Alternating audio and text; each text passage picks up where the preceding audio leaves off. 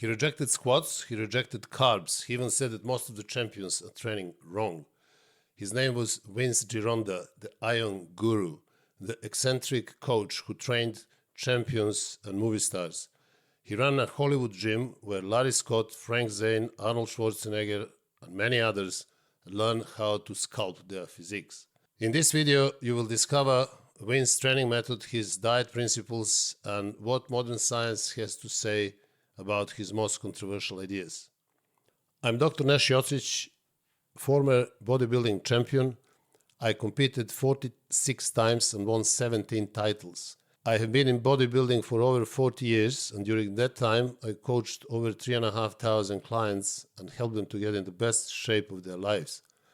I have also published 10 ebooks which are fully loaded with detailed information about everything that you ever wanted to know regarding muscle growth, fat loss, nutrition, training for beginners, lifestyle change, and everything else about bodybuilding. So if you are interested in expanding your knowledge and widening your horizons, please click on the link in the comments and you can access my ebooks that will help you greatly get in the best shape of your life.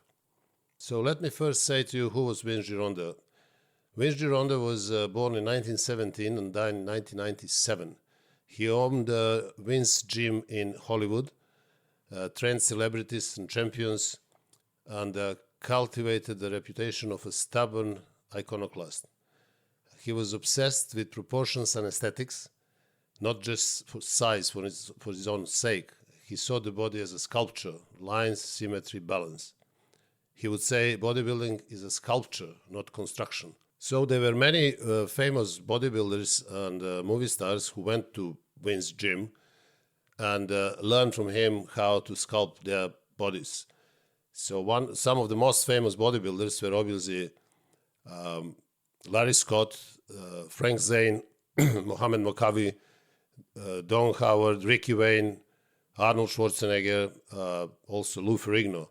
And when it comes to celebrities, movie stars, people like Clint Eastwood, Steve McQueen, James Garner, and later on Sean Penn and Cher. What is very interesting before we dive into his training system and his diet is that he was a very controversial character. Basically, his gym had rules, and those rules were very strict. So if you don't obey the rules, you're out. He will kick you out.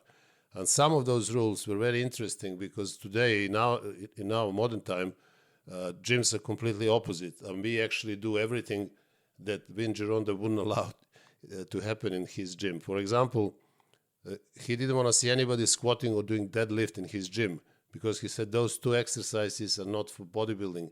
They're not going to sculpt your physique, they're just going to develop your ass. And this is not to do with aesthetics, it's simply ugly. So if you want to do squats or deadlift, go somewhere else. Another one was also no bench press.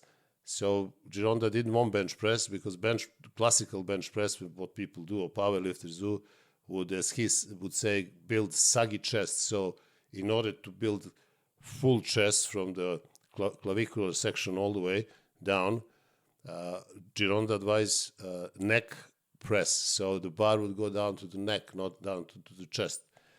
So this was another rule. Rule number 3 was also, there was no talking in the gym. So he said, this place is for training. You come here to perform exercises, to build your physique. There is no room for talking. If you want to socialize, you go somewhere else. Also, another rule, there is no music in the gym. He said, this is no music, no noise, because that distracts from concentration, that distracts focusing. I want you to focus on every exercise, on every repetition that you do, because music is just going to distract you completely. So no music. Also, this is very interesting, no grunting and yelling. He said effort was private and noise was vanity. So he wanted discipline over drama. Now, what happens in our gyms now, people are yelling and grunting, showing off, creating theatrical scenes. that they are doing something special. But Gironda wouldn't tolerate that. You do that, you're out. Also, another rule, he didn't want to see anybody training calves in trainers. He said, if you do that with these cushions, with these trainers, you will never feel your calves. So don't use no trainers when you do calves. If you do it, you're out as well. And also another rule was that he didn't allow power lifters. He said this. He says this is a place. This is physique gym, not a circus. And if you came here to be a power lifter, you are in the wrong place. He was very strict. He had some exceptional rules, which are very strange to us today. But it's interesting to acknowledge them, because I personally agree with most of them. And gyms, bodybuilding gyms, they're not powerlifting gyms. Powerlifting is taking over bodybuilding, creating some weird bodies which are not bodybuilding look. And also people are screaming and yelling and throwing weights. And it's as he said, it's really like a circus. It's not a physique gym. So this is happening on the large high level these days. And I will do another video in which I will tackle that subject, that bodybuilding is not a powerlifting. Now, let us dive into his training philosophy. So, Vince Gironda wanted to stimulate muscle fibers with least joint stress. So he rejected that powerlifting mentality, mega heavy weights, low number of reps, bouncing the weight off, doing everything possible just to lift the weights. This wasn't allowed in his gym, as I mentioned. So the goal was to stimulate muscle, not maximum load. So think stimulation over exhaustion. The signature method for his training was 8x8 system. He used to call it honest workout. So that system means that you actually perform one exercise in 8 sets with 8 reps. And rest between the sets was always 15 to 30 seconds between sets. So he didn't allow for more rest, because if you rest more, basically then no system will work. You can carry on doing as many sets as you want, because those few sets that you perform during the exercise, they are making workout actually effective. So if you do long rests, those sets will not be sets. They will be like mini workouts. So workout wouldn't exist. It would be made of God knows how many little workouts. And he knew that even then, and he insisted on short rest between the sets. So he would use moderate weights, relentless tempo with the short rest. And the goal was that metabolic stress. So capillary recruitment, glycogen depletion, and massive pump. Basically, what we know now, this is actually sarcoplasmic growth, because that capillary density increases thanks to this type of approach. And also, this type of training raises anabolic hormones and flood the muscle with metabolites. So everything that is needed to create that sarcoplasmic growth and fullness. So from modern perspective, this 8x8 training system it can be understood as a driver of hypertrophy. It's not the only pathway, but is one of those pathways, because there is also mechanical tension and progressive overload. But Vince used density to create dramatic shape. When it comes to exercise selections, he considered angles more than anybody else in his day. And we know modern science has explained that actually this is true. So he would favor sissy squats over back squat for aesthetic shaping, because he said that performing back squats are just going to make your ass big and not legs. Also, he would use wide dips for chest. That was his favorite exercise. And also drag curls for biceps. and wide grip chins to emphasize the lats. So we now know, thanks to electromyography, that most of his ideas were actually right, and that this exercises actually stimulated exactly what he wanted to stimulate without stressing other muscles and without overstressing the joints. So he discovered this empirically decades before the surface of electromyography made it visible. Now, when it comes to frequency and recovery, Vince would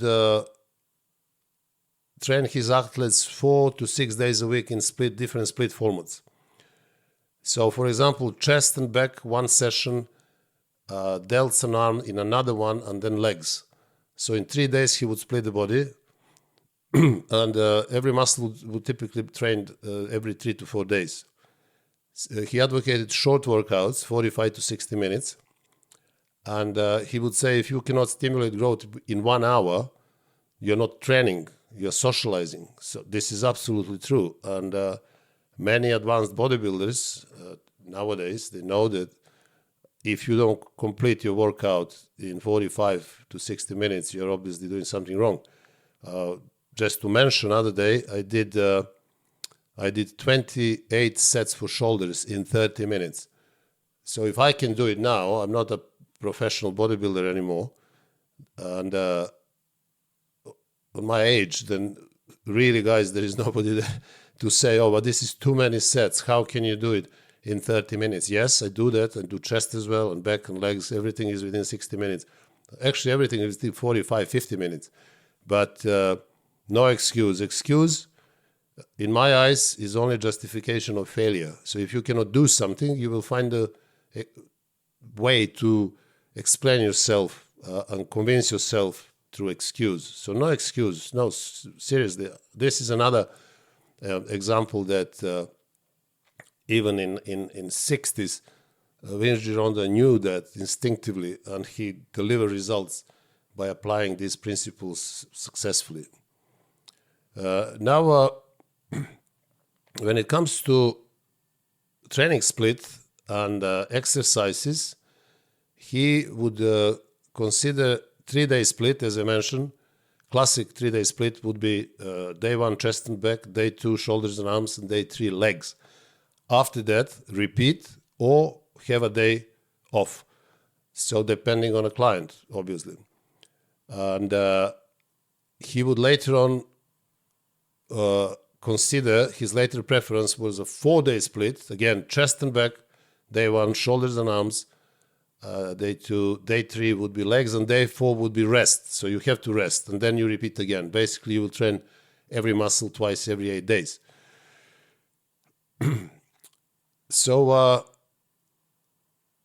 there is another training split. He would consider, again, depending on the type of the client, and that would be a 6 days contest split, in which he would do day 1 chest, day 2 back, day 3 shoulders and arms, day 4 legs. Day 5 he would train weak muscles, again, whatever they are, or posing, and day 6 rest. So in these 6 days he will complete the cycle. So after that you repeat that again. Now, when it comes to exercises, he preferred actually to pull chest and back together, because he believed that these two muscles together, they open up your rib cage basically, and alternating push and pull can keep blood flowing through the upper torso. So his famous exercises for chest were wide grip dips, also wide grip neck presses, not bench press lowering the bar on your chest, but on your neck, decline flies, and for back they would be wide grip chins, strict low pulley rows and pullovers, all of them done in 8 sets and 8 reps. So 3 movements for chest, 8 sets, 24 sets. 3 movements for back, 8 sets each, 24. In one workout, you will have 48 sets. Each of them would be 8 reps. Basically, 48 sets, and you would rest max 30 seconds. So it was a brutal workout. Now, when it comes to delts and arms, for delts, he preferred lateral raises, front raises, bent over, laterals. For biceps, he would do drag curls or perfect curls, drag curls or perfect curl, preacher curls. Then for triceps, rope extension and a kneeling overhead rope extension. Again, every exercise would be done in 8 sets, 8 reps. For legs, he preferred isolation. So sissy squats will be his favorite exercise for quads. Then leg extensions, then leg curls, and then hex squats with close stance. So your feet are very close, and also very high rep calves exercises, standing calf raises. So basically you had sissy squats, leg extension, and hex squats for quads, and then you would have leg curls. For calves, again, standing calf raises. Clearly, obviously, in no trainers. So abs, they trend very frequently, and he would use Roman chair sit-ups, leg raises, and vacuum poses between sets in order to control the waist. Gironda also used slightly different training systems depending on the periodization. Sometimes he would go, instead of 8x8, he would do 6x6 or even 10x10. So that means depending on the client and depending of the part of the year. Now, I mentioned this in the previous videos a few times, but let me repeat again now say a few words about his diet. His famous diet, obviously steak and egg diet. He would it was known as a ultra cut diet before the competition, and that would be steak and any kind of meat and eggs 3 times per day. Literally eat as much as you want. So no calorie control, calorie counting, all these mathematical gymnastics.